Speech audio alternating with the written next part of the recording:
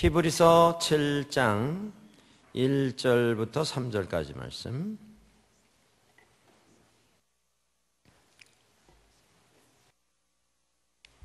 히브리서 7장 1절부터 3절까지 말씀입니다.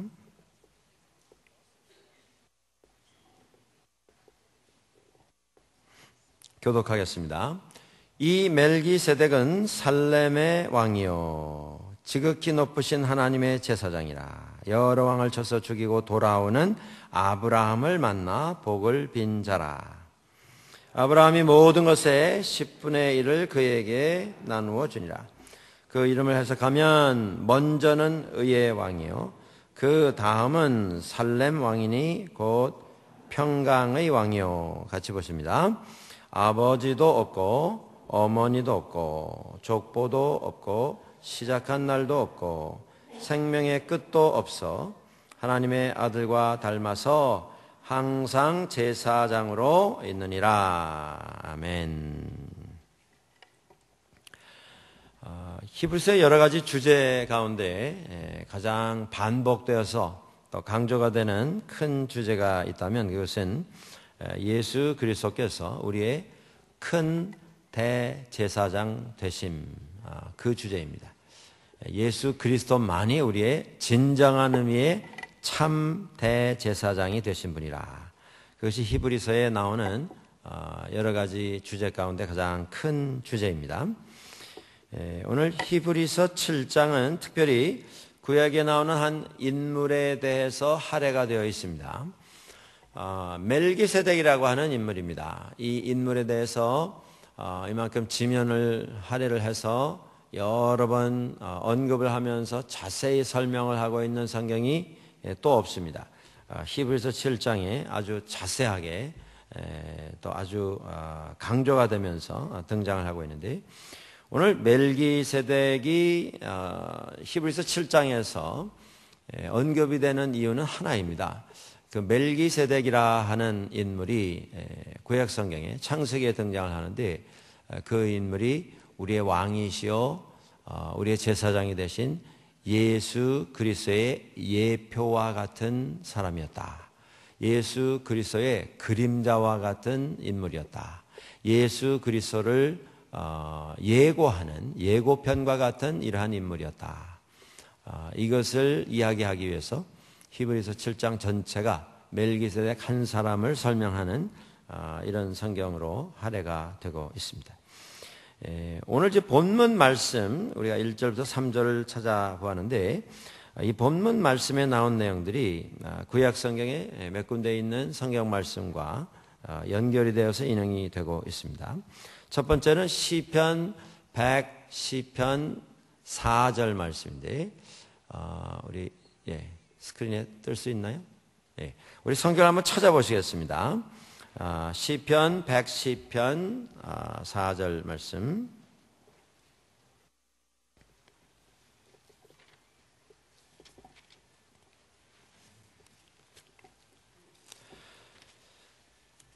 찾으셨으면 소리를 내셔서 같이 한번 봉독을 하겠습니다. 시편 110편 4절입니다. 같이 읽으시겠습니다.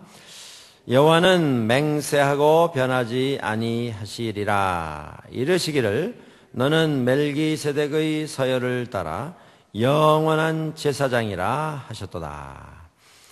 구약 성경에 시편에 나와 있는 다윗의 찬송, 다윗의 기도문 가운데 하나님께서 이르시되 너는 멜기세덱의 서열을 따라 영원한 제사장이라 하셨도다. 이 인용 구절이 여기 나옵니다. 멜기세덱은 이따가 우리가 창세기를 좀 찾아보겠습니다만은 그 등장하는 것이나 또 등장해서 하는 일이나 또 등장하고 나서 사라지는 그 장면이나 굉장히 신비의 인물입니다. 그가 어디로부터 왔고 어느 집안 족속, 어느 배경을 가진 어느 혈통 사람이고 전혀 설명이 없습니다. 또 멜기세덱 이후에 그 후손들이 어떻게 되어서 그 조상인 멜기세덱의 책임이 어떻게 후손들에게 인계가 되고 인수가 되었다, 이런 이야기도 전혀 없습니다. 멜기세덱이 한 번 등장했다가 그냥 갑자기 사라져 버리는 이런 인물인데, 신기한 것은 멜기세덱의 서열을 따라 영원한 제사장이라 이렇게 말씀을 하십니다. 하나님의 말씀입니다. 여기서 영원한 제사장이라 지칭을 하신 분은 예수 그리스도이십니다. 조상도 없고 후손도 없는 멜기세덱의 서열을 따라, 예수 그리스도께서 조상도 없으시고 자손도 없으신 하나님께서 세우신 제사장이시다, 이것을 이야기하기 위해서 시편 110편 4절 말씀이 인용이 되고 있습니다. 또 한 곳을 저희가 찾아보시겠는데 창세기 14장입니다. 우리 구약성경 제일 앞에 있는 창세기 14장 18절부터 20절 말씀까지, 창세기 14장 18절부터 20절 말씀 한 절씩 우리 교독을 하겠습니다. 살렘 왕 멜기세덱이 떡과 포도주를 가지고 나왔으니 그는 지극히 높으신 하나님의 제사장이었더라. 그가 아브라함에게 축복하여 이르되 천지의 주제이시여 지극히 높으신 하나님이여 아브라함에게 복을 주옵소서. 같이 보십니다. 너희 대적을 내 손에 붙이신 지극히 높으신 하나님을 찬송할지로다 하매 아브라함이 그 얻은 것에서 10분의 1을 멜기세덱에게 주었더라. 아멘. 네. 이 말씀에 보면 멜기세덱이라고 하는 인물이 등장을 하는데, 아브람이 롯을 구하기 위해서 이제 군사를 준비를 해서 쫓아나가서 전쟁을 치릅니다. 그리고 그 전쟁에서 여러 나라 임금들과 싸워서 대승을 거두고 거기서 많은 재물까지 얻어서 돌아왔을 때에 살렘 왕 멜기세덱이 그 앞에 나타납니다. 그런데 이 멜기세덱이 아까 말씀드린 대로 무엇을 하는 사람인지, 왜 거기에 나타났는지, 배경이 어떤 사람인지, 그냥 살렘 왕 멜기세덱 이렇게만 나와 있지, 그 살렘이라고 하는 장소가 어떤 곳인지, 어떤 나라인지, 멜기세덱이라고 하는 인물이 어떤 인물인지 전혀 설명이 없이 갑자기 18절에 멜기세덱이 나타납니다. 나타나서 아브라함을 축복을 합니다. 그의 어떤 인생 배경, 출생, 그의 죽음, 그의 후손 전혀 언급이 없습니다. 그가 나타나서 아브라함을 축복을 하는데, 축복을 할 때에 18절에 무엇을 가지고 나왔냐면 떡과 무엇을 가지고 나왔죠? 포도주를 가지고 나왔습니다. 여러분들, 우리가 예수 믿는 사람으로서, 예수 그리스도의 은혜를 얻고 믿음 생활을 시작한 사람으로서 떡과 포도주 하면 생각나는 게 뭐가 있습니까? 성찬식 아닙니까? 성찬식, 성만찬. 그러니까 구약 성경에 떡과 포도주를 가지고 나와서 아브라함에게 베푼 이 멜기세덱이라고 하는 사람이 어떤 사람인가? 우리는 모릅니다. 근데 그가 갑자기 나타나서 아브라함을 축복을 하고 아브라함에게 떡과 포도주를 주었습니다. 하나님의 은혜의 선물을 준 것입니다. 하나님의 능력과 지혜를 선물로 아브라함에게 허락을 한 것입니다. 축복을 한 다음에 아브라함이 그가 전쟁에서 얻은 모든 물질 가운데 10분의 1을 멜기세덱에게 주었습니다. 그리고는 멜기세덱은 또 갑자기 사라집니다. 어디서 왔는지도 모르겠는데 어디로 사라지는지도 모르겠습니다. 이 인물이 멜기세덱입니다. 자, 나타날 때 아무 설명이 없었는데 없어질 때도 아무 설명 없이 갑자기 그렇게 없어졌습니다. 이게 뭐냐 하면 멜기세덱이 왜 이런 인물로 등장이 되고 히브리서 기자가 왜 멜기세덱을 들어서 예수 그리스도와 연결하고 있는가? 구약 성경에 여러 인물이 등장합니다만은 하나님의 천사들 제외하고는 다 족보가 있습니다. 어디서 뭐 하던 사람이고 왕이고 어떤 일을 했고 그 일의 결과 그가 어떤 결과를 가지게 되었고 뭐 이게 다 연결해서 설명이 되고 있는데 출신도 설명이 안 되고 그 후에 어떻게 되었는가 하는 것도 전혀 설명이 안 되고 있는 인물. 멜기세덱이 여기 나와서 아주 중요한 일을 하고 그리고 어디론가 사라져버립니다. 히브리서 기자가 좀 지적하고 있는 것이 멜기세덱의 이 신비함입니다. 그는 이 세상의 어떤 족보를 통해서 태어난 인물이 아니라는 것입니다. 어떤 가정 배경, 뭐 혈통, 집안, 부모 그것을 통해서 이 세상에 어떤 자리매김을 한 인물이 아니라고 하는 것입니다. 이 세상에 매이지 않은 인물, 하나님의 부르심을 받아서 하나님이 맡겨주신 일을 충성을 다해서 감당을 했던 인물, 그 인물이 멜기세덱입니다. 그리스도께서 바로 그런 분이시다. 그 이야기를 지금 히브리서 기자가 하고 있는 것입니다. 멜기세덱은 아무 배경이 없는 곳에서 갑자기 나타나서 가장 중요한 일을 하고 그리고 어디론가 사라져버렸습니다. 그가 어떤 혈통에서 왔는가 중요하지 않습니다. 그가 후손들을 어떻게 남겼고 그 후손들이 이 세상에서 어떻게 훌륭한 조상의 그 아름다운 업적을 이어갔는가 그것도 중요하지 않습니다.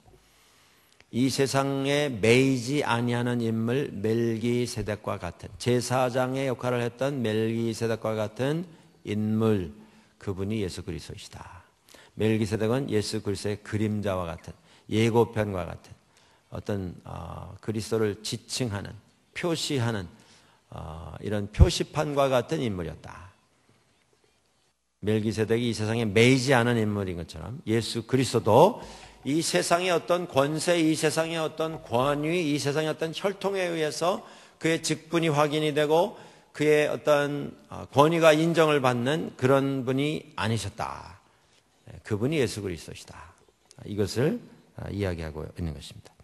자, 그러면서 이 멜기세덱에 대하여서 오늘 히브리서 기자가 여러분들 본문 한번 다시 보시겠습니다.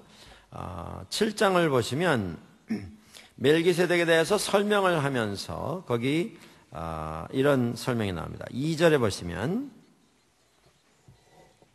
중반부터 보겠습니다. 2절 중간에 보시면 그 이름을 해석하면 먼저는 무엇이라고요? 무슨 임금이라고요? 의의 왕이요. 그 다음은 살렘 왕이니 곧 무슨 왕입니까? 평강의 왕이요. 네. 여기 순서를 정해서 설명을 하고 있습니다. 멜기세덱은 어떤 사람이냐면 제일 먼저 우선적으로 의의 왕이고 그 다음에 살렘, 예루살렘이라고 하는 곳이 평화의 성읍 이런 뜻입니다. 샬롬 그 단어에서 제루샬렘 해가지고 평화의 성읍 이런 뜻이 되는데 의의 왕이고 그 다음에 살렘의 왕 곧 평강의 왕이다 이렇게 설명이 되고 있습니다. 이 순서가 왜 중요하냐면 우리 인생에 있어서 우리가 궁극적으로 원하는 것이 행복입니다. 그런데 그 행복은 평화가 마련될 때만 올 수 있는 것입니다.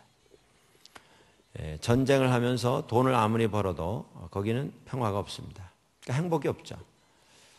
싸우면서 아무리 부자가 되어도 거긴 평화가 없습니다. 평화가 없는 곳에는 행복이 없습니다.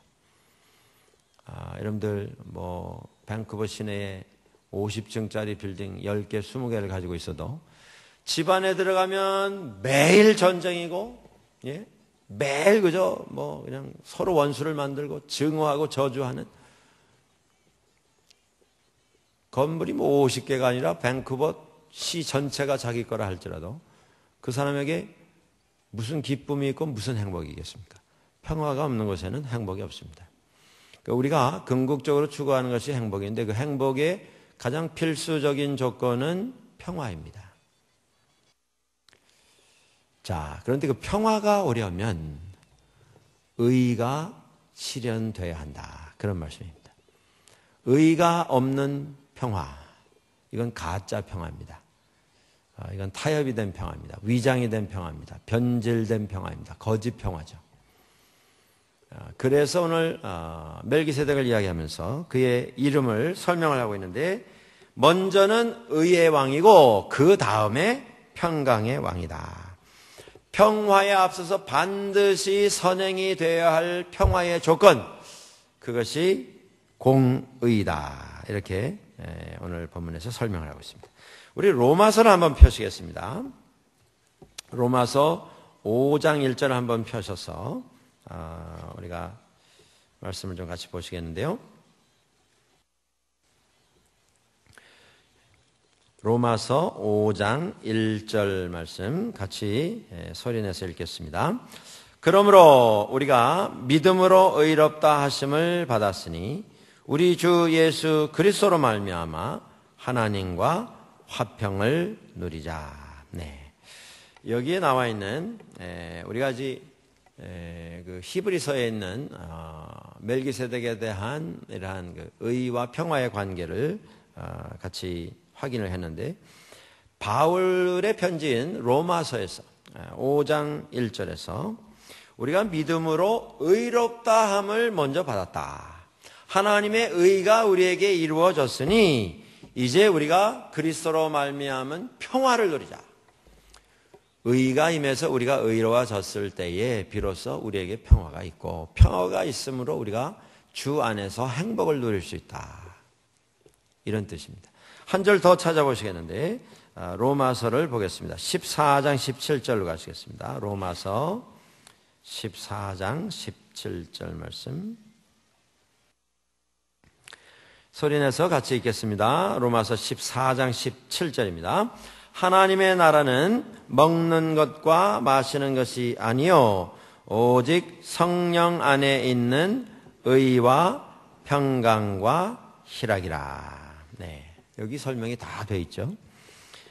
하나님의 나라는 먼저 하나님의 의가 임하셔서 그 의에 의해서 다스려지는 그곳이 하나님의 나라다. 하나님의 의가 임하시게 될 때에 비로소 평화가 임하시게 된다. 그리고 평화가 올 때에 희락, 기쁨이죠. 기쁨, 행복이 찾아온다. 그 말씀입니다. 그래서 멜기세덱의 이름 속에 담겨져 있는 그 의미를 우리가 이렇게 기억하면서 오늘 본문을 좀 볼 필요가 있겠습니다. 말씀드린 것처럼 우리 인생의 궁극적인 모든 사람들의 소원은 행복입니다. 그런데 행복에 오기 위해서 반드시 이루어져야 할 것이 평화입니다. 우리가 평화를 원합니다. 평화를 찾습니다. 여러분들, 전쟁을 하고 있는 당사자들에게도 물어보면 그들의 소원은 평화입니다. 평화를 이루기 위해서 전쟁한다. 그렇게 이야기합니다.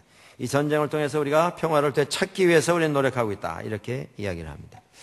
우리가 원하는 것이 평화이고 평화를 오늘도 찾고 있는데, 문제가 어디 있냐면 인간이 원하는 것이 평화이고 추구하는 것이 평화인데 그 평화를 엉뚱한 방법으로 찾으려고 한다고 하는 데서 문제가 있습니다.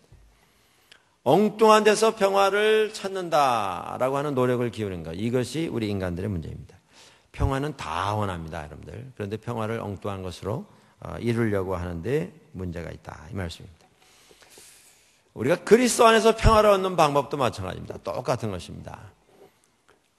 정말 주 안에서 하나님의 의 앞에 우리 자신이 나아가서 그 의에 비춰진 우리의 망가진 모습을 깨닫고 하나님 앞에서 회개하여 의롭다함을 입어야 할 터인데, 하나님 앞에 나가서도 하나님의 의 앞에 비춰진 자신의 모습을 통해서 회개하는 것이 아니고 엉뚱한 다른 일을 통해서 평화를 만들려고 하는 것, 그것이 우리 인간의 어리석음이고 인간의 실수입니다.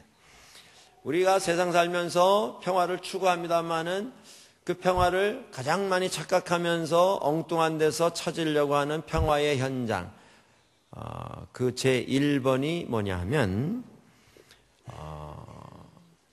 도망을 가면서 평화를 찾으려고 하는 이런 노력입니다. 도피하면서 평화를 찾으려고 하는 노력입니다. 잠깐 피신은 할 수 있어요. 잠깐 피신을 함으로 우리가 곤란을 좀 벗어나는 이런 어떤 결과를 찾을 수도 있습니다. 어려운 지경을 잠깐 피할 수는 있죠. 근데 잠깐 피신하는 것, 도망가는 것, 그것의 문제는 무엇입니까? 문제는 그냥 남아있는 것입니다. 그리고 잠깐 피했지만 언젠가는 반드시 돌아와야만 합니다. 그게 문제입니다. 우리가 골치 아플 때 어떤 일을 합니까? 휴식하죠. 휴식. 네, 뭐 커피도 마시고 티도 마시고 어떤 분들은 영화 감상을 하시죠. 저도 가끔 시간이 되면 영화를 보려고 합니다. 근데 영화를 볼 때 제가 제일 좀 보고 싶어하는 영화는 액션 영화입니다, 여러분들. 액션 영화. 액션 영화가 왜 피곤할 때 사람에게 필요할까요? 뭐 여러분들 좋아하시는 영화가 다 따로 있을 수 있어요. 우리 주부들께서는 연속극 좋아하시죠. 저는 연속극은요, 보고 있으면 막 짜증이 나요. 짜증이 나요. 그리고 좀 죄송한 얘기지만 연속극 보는 분을 저는 좀 이해를 못하겠어요. 제가 그 액션 영화를 좋아한다는 말씀을 드렸는데, 액션 영화를 좋아하는 이유는 뭐냐면요, 액션 영화 끝에는 항상 해피엔딩이에요. 물론 영화이긴 하지만, 모순은 있지만, 그리고 권선징악이에요. 항상 악은 두드려 맞고 선은 성공합니다. 승리합니다. 특별히 미국에서 만든 액션 영화는 뭐 주인공은 총을 안만 맞아도 안 죽어요. 그거 희한하더라고요. 주인공이 쏘는 총에는 총알이 떨어지는 적이 없어요. 안만 쏴도 계속 쏩니다. 악당들은 다 죽어요. 한 2시간 앉아있으면요, 나쁜 사람 실컷 얻어맞는 거 보고, 나중에 이제 주인공은 가끔 코피도 흘리고 뭐 입도 터져서 피는 흘리지만 한 다리를 질질 끌고 나오긴 하지만 그래도 살아서 돌아오죠. 그게 끝이에요. 한 2시간 앉아있으면 반드시 결론이 있습니다. 그 결론은 항상 선은 이긴다. 그거예요. 그래서 제가 좋아합니다. 근데 연속극은요, 2시간 보고 앉았으면 끝에 가가지고 또 확 뒤집어요. 그리고 또 to be continued. 예? 다음 주 이 시간에 뭐. 연속극이 인기가 있는 비결이 있답니다. 그거 아셨어요? 그 주부들께서 이거 잘 들으셔야 돼요. 그 연속극이 왜 그렇게 내가 그걸 떠나질 못하고 계속 봐야 하는가? 제일 마지막에 끝을 안 내고 살짝 틀어서 끝이 나요. 이거 어떻게 될까? 그런데 문이 쫙 열렸는데 그 다음에 따라란 선전이 나오면서 다음 주에 계속. 예? 그러니까 궁금하게 만드는 거예요. 궁금하게. 연속극의 성공 비결이 그거랍니다. 궁금하게 만드는 거. 끝에서 답을 안 주고 그 다음에 어떻게 될까? 그 뭐 뻔하죠. 나중에 가면 뭐 치고받고 뭐 뒤집고 엎고 하다가 이제 뭐 여러분들 이미 수십 편 보셨지 않습니까? 근데 그걸 또 뭐 20편, 40편 되는 걸 막 눈이 빨개지도록 밤을 새가면서 그건 잘못된 시간 투자입니다. 제 생각에는. 예, 제 생각에는. 혹시 그렇게 생각하시는 뭐 여성들이 계신지 모르겠어요. 액션 영화의 2시간짜리보다 연속극, 지금 당신이 재미를 몰라서 그런 말을 하지, 그 한번 보고 얘기하라. 그런 얘기 하실지도 모르겠는데, 아무튼 저에게는 그래요. 저에게는. 자, 우리가 피곤할 때 뭔가 우리의 피곤을 해소할 만한 것을 찾습니다. 그게 휴식일 때도 있어요. 오락일 때도 있습니다. 전자오락. 이 전자오락도 중독성이 있더라고요. 제가 작년에 어떤 그 아는 분이 저한테 애니팡이라는 걸 보내줬어요. 이 젊은 분들은 알 거예요. 무슨 얘기인지. 이거 해보니까 중독성이 있다는 거예요. 그래서 저는 이 전자오락은 저하고는 좀 안 맞습니다. 예. 전자오락은요, 이쪽 손가락 3개하고 이쪽 손가락 3개가 다 따로 놀아야 돼요. 손가락 6개가 다 각자 놀아야 돼요. 저는 그냥 이 2 손 잡고 이렇게 하는 건 잘하는데요, 이거 갖고 다 따로 하는 건 못하겠어요. 근데 전자오락은 이거 다 따로 놀아야 돼요. 손가락 5개가 다 따로 놀아야 돼요. 그러니까 막 엉켜요. 나중에 쥐가 날라 그래요, 손가락에. 그래서 저는 싫어하는데, 이 애니팡이라는 걸 어떤 분이 보내줬는데, 이거 쉽고 간단한 거 한번 해보라는 거예요. 저는 전자오락 좀 하다가 초기에 아예 포기했어요. 이건 내 적성이 아니다. 피아노 치는 것보다 더 어려워요. 예? 10손가락으로 다 다르게 엇박자로 갈려서 막 나가는 그 피아노 연주하는 것보다 더 어렵더라고요, 저한테는. 이게 막 엉켜서 나중에는 막, 예? 내 손가락인데 내가 마음대로 못하겠어요. 근데 애니팡이라고 재미난 거 있다고 해보라고. 그래서 제가 이렇게 한번 해봤어요. 근데 이게 한 3일 하니까요, 진짜 재밌어요. 예. 진짜 재밌어요. 한동안은 아침에 눈을 딱 뜨면요, 애니팡 한 번 하고 가야지. 예? 그거 한 번 하는데 한 30초, 한 1분밖에 안 걸리거든요. 마치 무슨 아침에 조상께 문 안 들이듯이, 예? 눈 뜨면 막 그거 찾아가지고 한 번 하고. 그리고 짬짬이, 예? 1분만 있으면 한 2게임 이렇게 하니까. 또 하면 막 점수가 올라가요. 그러니까 그리고 또 어떻게 해서 연결하면요, 꽝꽝꽝꽝 하면서 한 화면이 다 무너져 내리면서 점수가 막 10,000점, 15,000점 한꺼번에. 기분이 그렇게 좋을 수가 없어요. 막 시원하고 말이죠. 막 보여줘. 나 얼마 했다. 제가 점수가 높아지면요, 그 점수가 또 올라가요, 인터넷으로. 그러면 이 지구상에 나를 아는 애니팡 하는 사람들이, 이 박철순 이 사람이 몇 점 맞았네, 이렇게 되는 거예요. 근데 그 행복이, 문제가 뭐냐면, 오래가지 않더라, 그 말씀이에요. 그것만 하고 그 행복에 빠져서 하루 종일 살 수가 있습니까? 언젠가 삶의 현장으로 돌아가야 되잖아요. 여기 하면 젊은 분들 다 마찬가지일 거예요. 한참 애니팡 해가지고 대유행이 됐었습니다. 한국에서도 방송에서까지 오늘도 팡팡 터지는군요, 막 이러고 시작을 하고 이러는데. 근데 지금은요, 다 썰렁해졌어요. 문제가 뭐예요? 오락이 문제를 해결해 주지는 못합니다. 잠깐 떠나서 그저 1, 2분, 길으면 5분, 그거 완전히 돈 사람은요, 막 돈 주고 표를 사가지고 그걸 하고 막 이랬답니다. 그런데 그게 오래 가지 못해요. 현실로 우리는 반드시 돌아가야 하는 사람들이기 때문에. 영화도 2시간 보고 돌아가야 되고요. 무슨 공연도 3시간 보고 돌아가야 되고요. 오락도 얼마 하면 돌아가야 됩니다. 휴가도 마찬가지 아니에요, 여러분들. 벼르고 벼르셨다가 휴가 일주일 떠나는 거, 이거 보통 일 아닙니다. 근데 이 북미주 백인들은요, 마치 1년에 휴가 한두 주 하기 위해서 사는 사람들 같아요. 그건 직장에서 월급 타가지고 생활하는 거 다 빠듯한 생활인데, 그 직장 생활 해가지고 4식구, 5식구가 일주일 어디 여행 떠나는 게 이게 보통 일이 아닙니다, 여러분들. 어디 비행기 타고 가시려면요, 5식구면 10,000불 들어요, 10,000불. 무슨 월급 생활 해가지고 1년에 일주일에 10,000불을 쓰고 휴가를 가겠습니까? 그런데 가더라, 그 말씀이에요. 백인들은. 저 사람이 지금, 예? 아니, 은퇴하기 전에 집 한 채라도 마련을 해야 될 텐데 저렇게 애들 데리고 맨날 휴가 다녀서 되겠나 할 정도로 아주 사명감을 가지고 찾아다녀요. 가면 좋죠. 예? 하와이 같은 데 가서, 예? 해변에 앉아서, 어디 멕시코 해변에 앉아서, 예? 유럽 고성을 돌아가면서 보면서, 얼마나 좋습니까? 근데 문제가 뭐예요? 영원히 휴가만 하면서 살 수는 없습니다. 그리고 아무리 좋은 것도 거기 영원히 거하면 지루해져요. 그리고 현실로 돌아올 수밖에 없습니다. 그러니까 우리가 뭔가를 좀 피해서 도망을 가는, 그래서 거기서 평화를 찾으려고 합니다. 그런데 문제는 영원한 휴식은 없습니다. 영원한 휴가는 없어요. 영원한 오락도 없어요. 언젠가는 우리는 삶의 현장으로 돌아올 수밖에 없습니다. 잠시 쉬는 것 좋은 일입니다. 그러나 그것이 문제의 해결을 해주지는 못합니다. 그런데 우리는 자꾸 쉬면 뭔가 좀 잊어버리면 뭔가 좀 해결이 되지 않을까 이렇게 생각한다는 말씀이죠. 두 번째, 평화를 얻는 잘못된 노력이 있는데, 그것은 우리의 문제를 똑바로 쳐다보는 것을 회피하는 것입니다. 문제가 있는 건 알아요. 그런데 그걸 들여다보려고 하진 않습니다.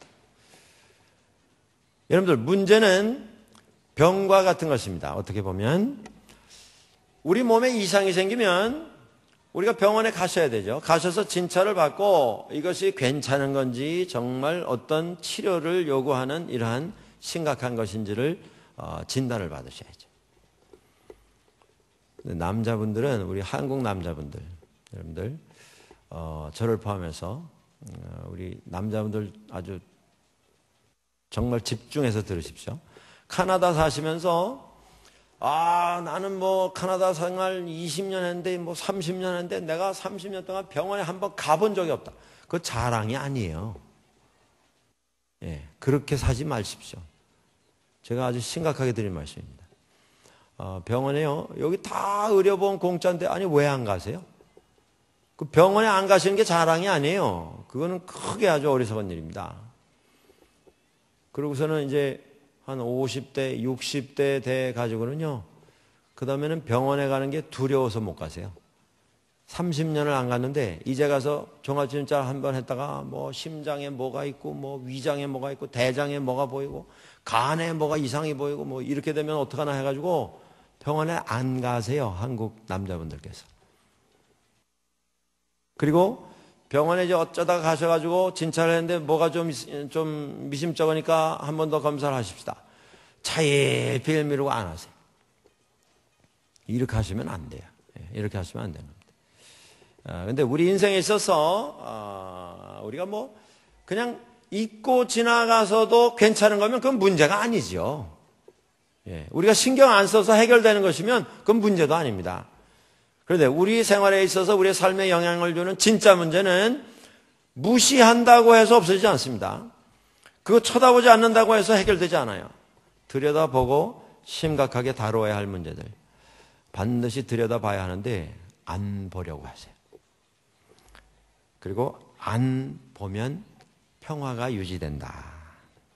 이렇게 착각을 합니다. 우리 마음속에 여러 가지 형태의 어떤 공간들이 있는데, 우리가 가장 깊은 곳에다 가장 큰 문제를 묻어놓고 거기다 그냥 이렇게 덮어놓고는 없는 것처럼 안 들여다보는 이런 생활을 하면서 문제를 해결했다. 그래서 내게 평화가 있다. 이렇게 자기 어떤 최면을 거는 수가 있는 것을 보게 됩니다. 무시한다고 없어지지 않습니다. 이건 꼭 죄와 똑같은 것입니다, 여러분들. 우리 가운데 죄가 있으면 그 죄를 직시해야죠. 이 죄가 지금 원인이 무엇이고 결과가 무엇이고 이 죄의 해결을 내가 어떻게 받을 것이며 하나님 앞에 나가서 내가 회개를 어떻게 해야 할 것인가를 고민해야 할 텐데, 그냥 뭐 죄에 대해서 생각을 안 하면 죄도 없다. 죄가 그런다고 없어집니까? 무시해서 없어질 죄면 그게 왜 문제가 되겠어요? 근데 우리 인생에 있어서의 근본적인 문제도 마찬가지인 것입니다. 이것은 마치 우리 몸에 박혀있는 질병과 같고 우리 몸에 박혀있는 어떤 파편과 같습니다. 그걸 수술해서 꺼내야 되는데, 꺼내기 위해서는 그게 지금 상처가 어떻게 났는지 심각하게 들여다봐야 하는데, 그걸 회피하고 계속 눈길을 다른 데다 주는 것. 거기 평화가 없습니다. 도피하는 것 평화가 없습니다. 문제를 들여다보지 않고 계속 책임을 기피하는 것, 거기 평화가 없습니다. 평화를 잘못된 데서 찾는 세 번째 가장 공통적인 또 하나의 현상이 있어요. 잘못된 현상. 그게 뭐냐면 타협하는 것입니다. 우리가 세상 살면서 많은 면에서 타협합니다. 제일 많이 타협하는 게 부부간의 어떤 문제이죠. 여러분, 타협은 필요한 것입니다. 지혜입니다. 삶 속에. 그런데 삶에 있어서 근본적인 문제를 타협만 해가지고는 해결할 수가 없습니다. 타협을 하기 위해서 우리가 원칙을 양보하기를 시작하면 그 양보한 원칙은 반드시 부메랑이 되어서 언젠가는 우리 삶 속에 돌아옵니다. 더 큰 문제가 되어서 돌아오게 되어 있습니다.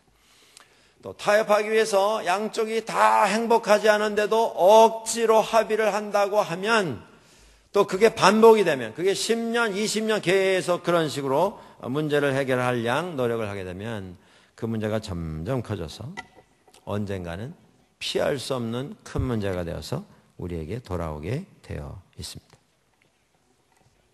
타협이라고 하는 것은 마치 수도꼭지에서 물이 새는데 그걸 그냥 적당히 물이 좀 덜 새게 하는 방법으로 해결하려고 하는 어리석은 일과 똑같은 것입니다. 물이 덜 센 것처럼 보일 수 있습니다만 결국에 나중에 시간이 지나면 더 큰 문제가 생깁니다.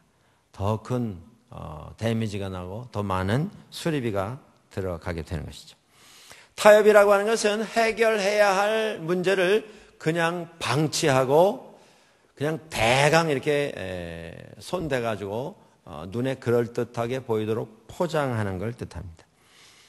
타협은 그렇기 때문에 반드시 필연적으로 피할 수 없게 어떤 관계의 긴장 상태를 가져옵니다. 공동체 안에 긴장 상태를 초래하게 됩니다. 그 긴장 상태가 결국 고통을 가져오고 그 고통이 결국 우리에게 상처를 가져다 줍니다. 그러니 타협을 해가지고는 평화가 이루어지지가 않습니다. 타협은 평화를 위한 해결책이 아니라 평화의 적입니다. 적. 평화를 막는 적입니다. 그런데 우리가 너무나 자주 우리 지구상에 살아가고 있는 모든 사람들이 가장 많이 평화를 추구하면서 사용하는 방법이 타협이에요. 타협. 좀 양보하는 걸 뜻하는 게 아니고요. 타협. 원칙을 구부려서 원칙이 아닌 방법으로 일을 처리하면서 일이 처리됐다 스스로 속이는 것. 그렇게 하면 안 되는 것이죠. 평화를 위한 방법은 하나밖에 없습니다. 그게 뭐냐면 하나님의 의를 통한 결과로서 찾아오는 평화. 그것만이 참된 평화입니다. 우리가 하나님의 의를 어떻게 추구할 수가 있겠습니까? 우리가 하나님의 의를 어떻게 이루어갈 수가 있겠습니까? 하나님의 의 앞에 고개 들고 나는 하나님 앞에서 정말 떳떳합니다. 나는 의인입니다. 라고 말할 수 있는 사람은 지구상에 한 사람도 없습니다. 그러면 우리가 어떻게 하나님의 의를 추구할 수 있을 것이냐? 방법은 한 가지입니다. 예수님께서 우리 앞에 보여주신 방법. 그 방법이 뭐냐면 내 뜻대로 마옵시고 아버지의 뜻대로 하옵소서. 주의 뜻이 이루어지이다.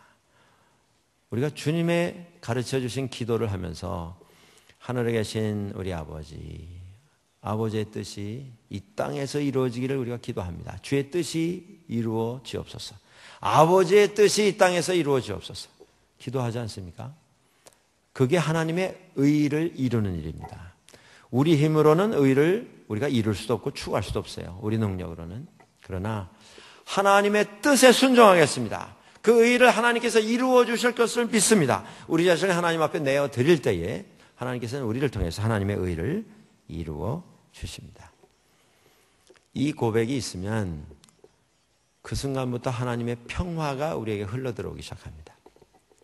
내 고집으로, 내 계획으로, 내 지혜로, 내 무슨 경험으로 뭔가를 해보려고 무진 애를 썼는데 그때마다 틀어지고 그때마다 일이 성사가 되지 않고 그 끝에 비로소 주의 뜻이 이루어지이다. 기도할 때에 그때 하나님의 평화가 우리 가운데 임하시게 되는 것입니다.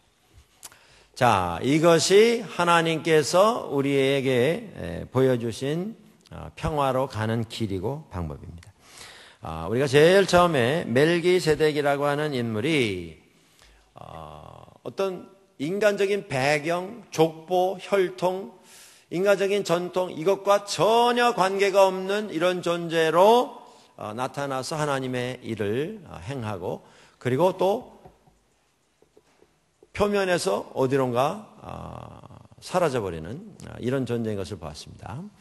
예수님께서는 우리 가운데 오셔서 모든 일을 행하심에 있어서 그런 인간의 어떤 혈통이나 전통이나 족보나 인간이 가지고 있는 어떤 권위, 업적, 공로 이것에 매이시는 분이 아니십니다. 그는 멜기세덱의 어떤 차원에 속한 그런 분이십니다. 예수님은 하나님께서 택하셔서 하나님께서 세우신 참 제사장이십니다. 그가 오셔서 우리 가운데 행하시는 일은 예수 그리스도의 은혜 가운데서 우리 가운데 하나님의 의를 이루시는 일이고요. 의로움을 입은 우리들이 하나님 은혜 속에서 평화를 누리도록 하신 일이었습니다. 오늘 본문에 멜기세덱이 등장을 하면서 예수 그리스도와 연결된다는 말씀을 드렸습니다. 구약시대에 있어서 제사장은 한 가지 조건을 충족시키는 사람만 할 수가 있었습니다. 그 조건이라는 게 뭐냐면 레위 족속이어야 합니다. 그 가운데 아론 집안의 후손이어야 합니다. 제사장이 되는 조건, 그거 하나밖에 없었어요. 이 사람이 인격적으로 준비가 되어 있는가, 성품이 올바른 사람인가, 생각이 올바른 사람인가, 사물을 볼 때에 제대로 보고 판단을 할 수 있는 지혜를 가지고 있는 사람인가, 그거 전혀 조건이 되지 않았습니다. 한 가지뿐이었어요.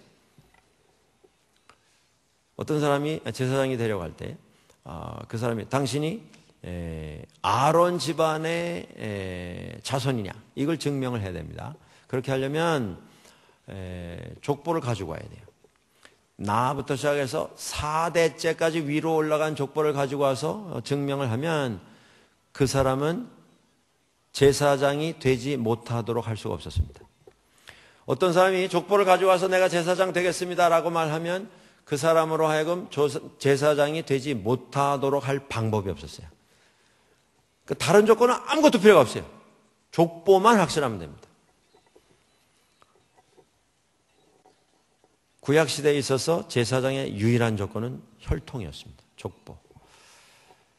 그런데 우리의 참 제사장 되시는 예수 그리스도는 그런 족보나 혈통과는 전혀 관계가 없으신 분이셨습니다.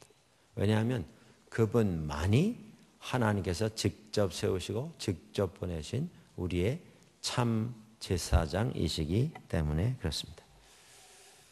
멜기세덱은 자손이 없었어요. 후손들이 없었습니다.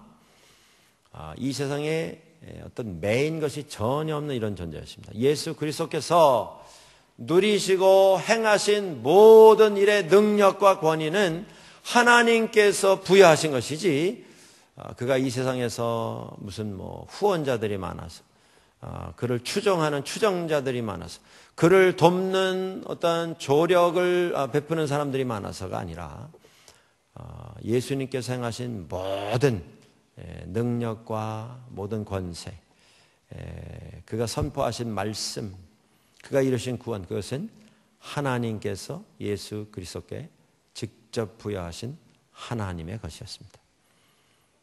그렇기 때문에 그분이 우리의 제사장이 되시는 것입니다. 우리는 예수 그리스도 안에서 안전함을 경험합니다. 그분만큼 확실한 분은 세상에 없으십니다.